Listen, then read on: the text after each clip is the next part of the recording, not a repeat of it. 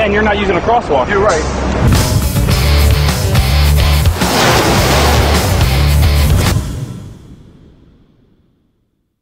You shape around moods. Yeah, pretty much. I actually hate shaping at times, more than probably most guys. I mean, I'm very sensitive. I feel things really strongly. I knew that if I always shaped when I was in a really good mood to shape, that I'll gradually improve all the time. Yeah. And one of the most suppressing things you can do is do the same thing over and over to the point of boredom and just go, oh, I've got to pay the bill, so I'll do it. Yep. So I went, who cares about the money, because I'm going to retard my ability to improve. So when I'm shaping boards and there's a part of the board that doesn't feel very good, then it actually has a slight physical effect on me. You can feel it! A guy off the street wants to get a board from Webber. Like, can he come up to you and organise to get a board shaped by you, or is it... If the project's really interesting, I'll do it. Yeah, yeah. Some people will email and I go, cool. Occasionally, when it's a little bit more inspiring, I don't care who the dude is. Because in fact, making boards for pro surfers is a bit numbing. Yeah. And so far, there've only been two choices, the pro kind of board and, you know, the alternative board, the mals, the beginners boards, the mini mals.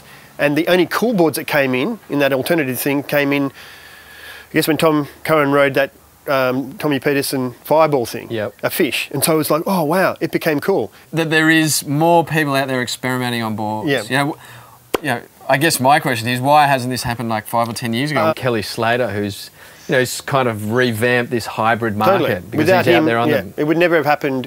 And because if someone says, hey, look, you guys should be really riding that, that's like training wheels. Yeah. That's not inspiring. Only when the best surfers in the world do it and it's actually, the performance is still amazing, then do they think that it's actually okay to do it.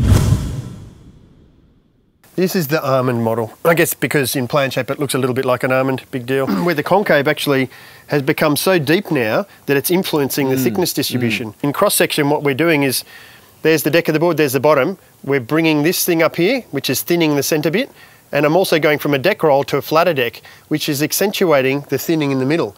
Quad's always really directional. Yep. So when you mix a quad with a straight tail plan shape, like a square or swallow, it's accentuating the drive in one direction more than need be.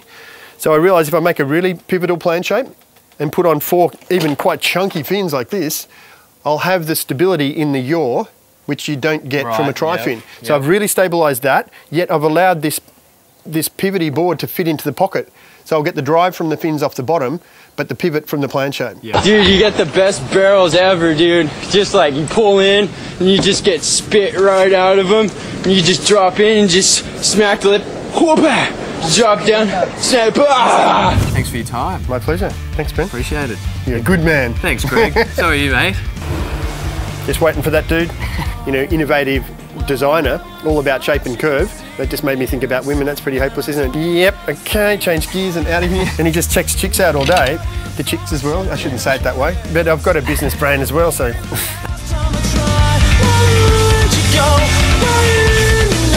Fuck yes.